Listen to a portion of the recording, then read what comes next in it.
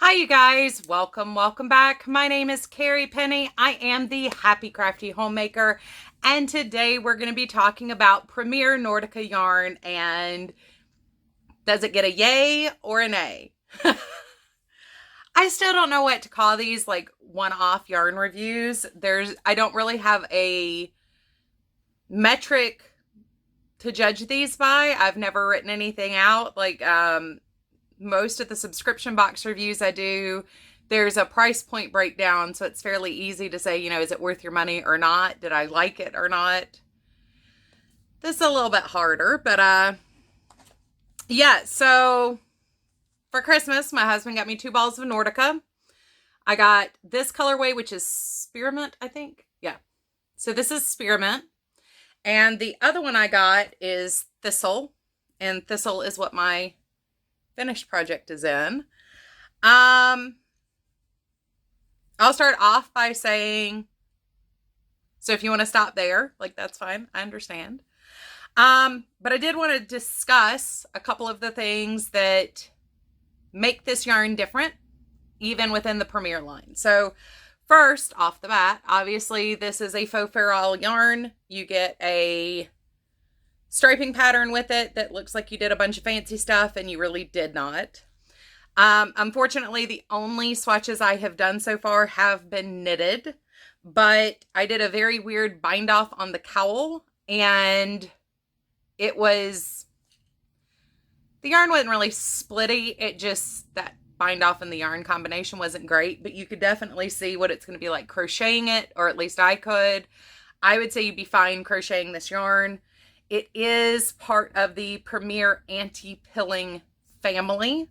So if you're familiar with the DK Colors or the Premier Everyday anti-pilling, this is in the same family of yarns. First off, get myself situated here in the circle in my floor here. I've seen a couple of people on Facebook in particular discussing whether or not anti-pilling really can hold up. I've been using Premier anti-pilling, the Everyday, Deborah Norville, whatever they called it when it first came out. I've been using it since it was first released. My Joann's had it, almost immediately put certain colorways on clearance. And I've said it before, my favorite colorway was Holiday.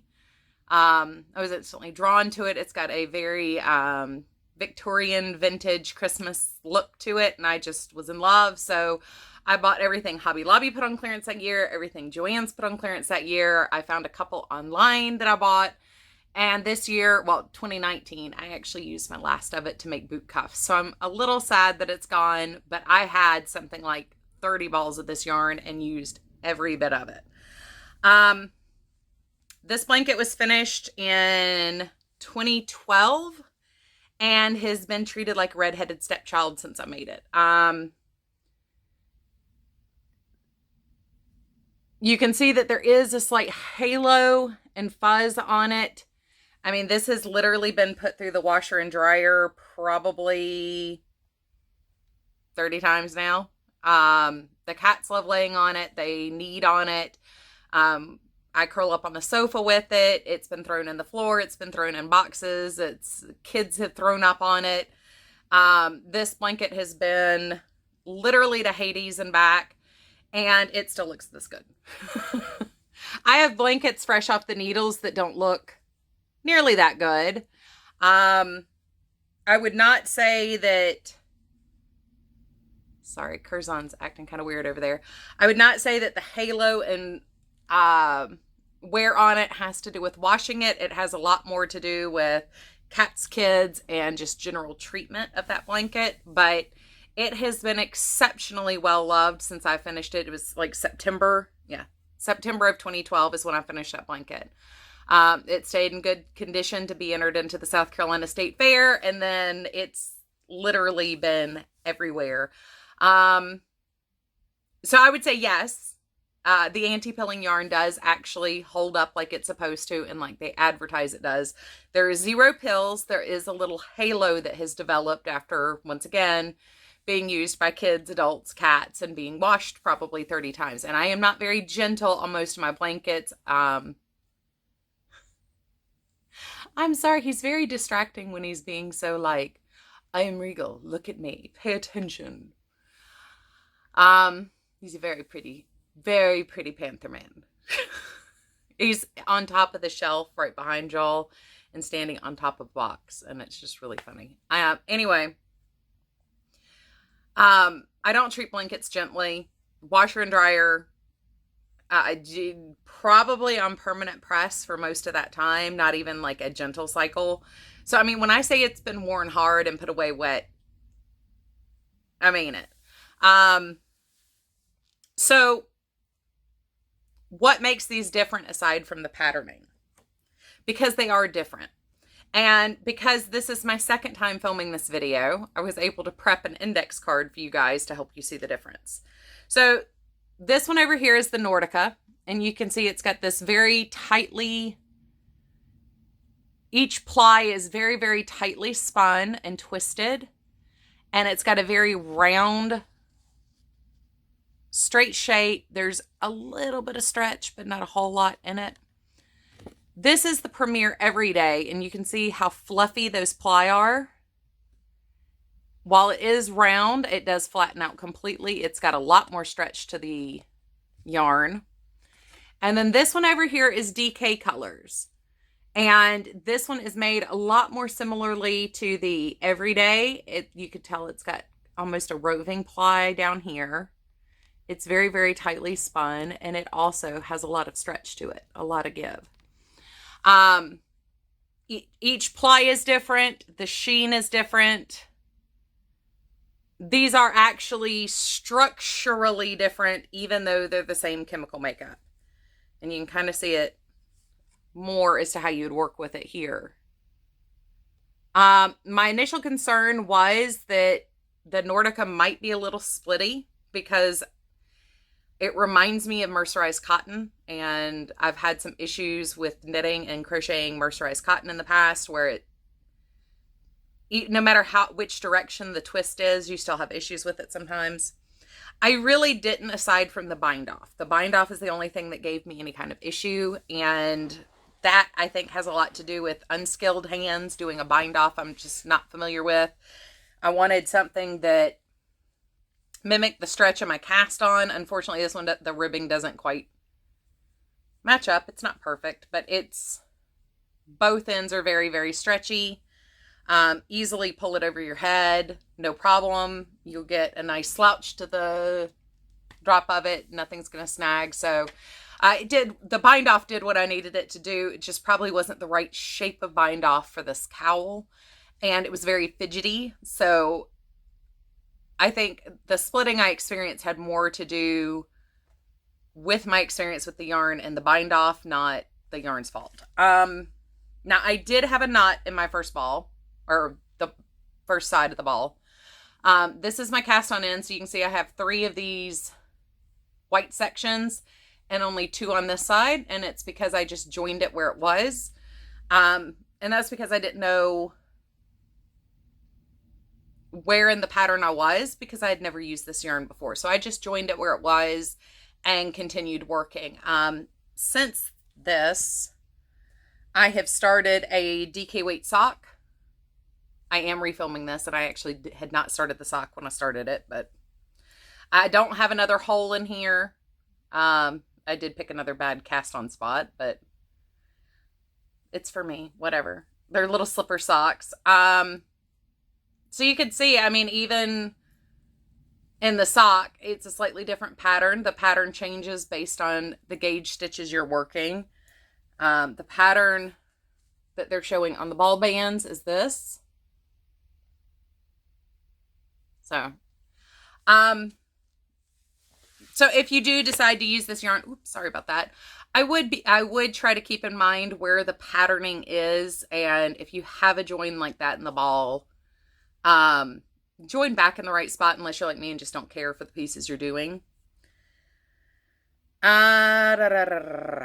So with the shape of the yarn being very satiny and frayy like that, when you this is one of those yarns where I'd highly recommend you weave in as you go.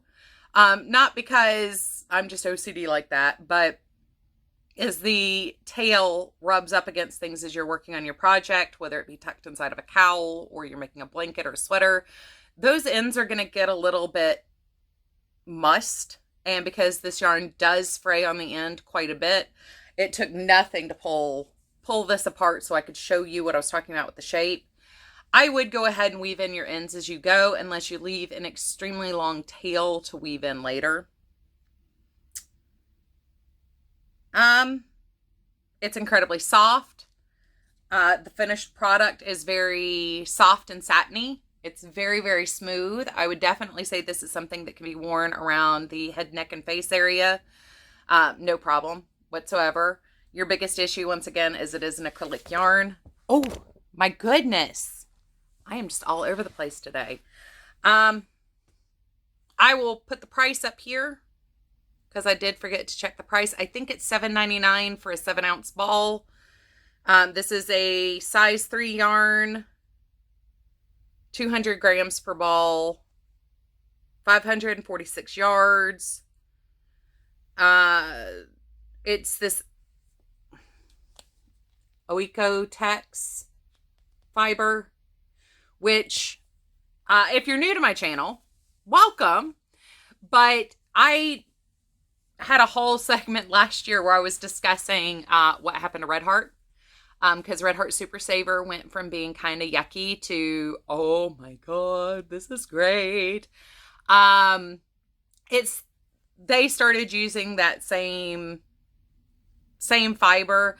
My understanding is that it's also a anti-allergen, hypoallergenic fiber. So if you're giving to like kids, NICUs, preemie donations, anything where allergies or histamines might be an issue for people, I would say this would probably be a really good yarn to use for your donation items or for your gift items for children.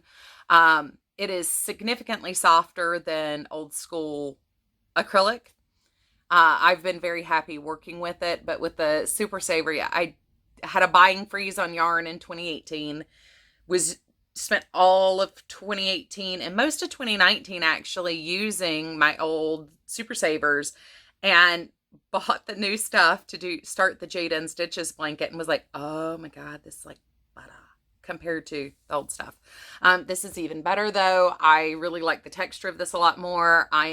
If you're familiar with me and my channel, once again, Premier Anti-Pilling, the everyday stuff is one of my favorite yarns to work with. I know there are a lot of people who love the DK colors. Rose Likes Crochet and Undercover Yarn Snob both use a lot of the DK colors, and both of you used it to make garments. I would definitely say, based on my experience with this and based on my experience with the core fiber itself, these would definitely hold up to making the sweaters as shown in on their ball band. I don't think you'll have zero issues with pilling. It is an anti-pilling yarn. There are no pills on my blanket. It just developed a halo a little bit. I think you'd be good, to be honest, to do garments with this. I really like the way it feels. It's got a nice drape to it. This was using the recommended needle size of a size 6 when I knitted it. And I mean, you can see it's got a nice drape. It's very pliable. It's very bouncy, stretchy. This will actually be a gift for someone. I know they're not going to mind the fact that the striping pattern is uneven on it. So I would say all in all, it's different enough to warrant adding to your stash or trying out. It isn't so different you don't have an expected result in your final garment. I say go for it. Dive on in and give it a shot because I liked it.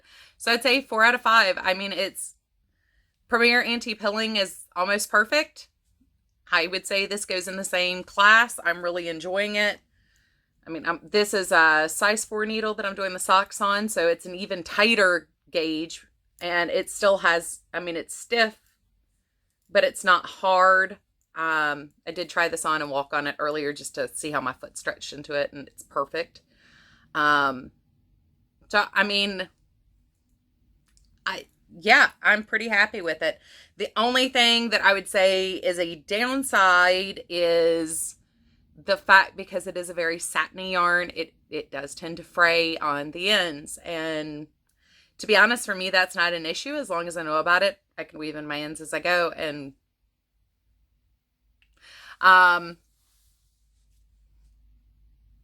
somehow managed to make this even quicker than the one before. So I'm actually kind of glad about that. If you have any questions or comments, comment down below. I will try to remember to put the price up above. If I failed to do that, I am getting ready to go out of town this evening. If I failed to put the price in the video, I will put it in the, or there will be a direct link down below to the Premier Anti-Pilling Yarn. So if you have any questions, comments, concerns, I'd love to hear your opinion. I did not do a crocheted swatch this time like I normally would, only because I already think I know how it's going to crochet and work. Premier did send Cinnamon Stitches the yarn to do a review with. I will link her review down below. Premier did not send me the yarn. Mine was a Christmas gift from my husband. So I didn't know whether or not I should link her review or not. She's the only one I've seen doing a review on it. But for those who really want a crochet review and see what it looked like crocheted up, I would recommend going to check her video, which will be linked down below. I don't know what else to say. I really enjoyed it, and I'm enjoying making my socks. So I don't know what I'm going to do experiment yet, but we'll see. All right, you guys, take care. I love you. And I will see you guys real soon. Bye.